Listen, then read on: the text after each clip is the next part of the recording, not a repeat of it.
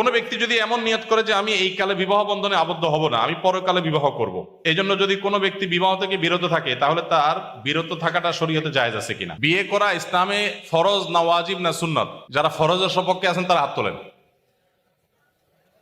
বাহ, বেশিরভাগ আবিয়াতের হাত তুলছে দেখা যায়, হাত নামান। দেখুন, বিবাহ এটা সব সময় ফরজ না, সব সময় ওয়াজিব না, সব সময় সুন্নত না। সাধারণ সময়ে বিবাহ করা সুন্নাত। সাধারণ সময় বিবাহ করা কি?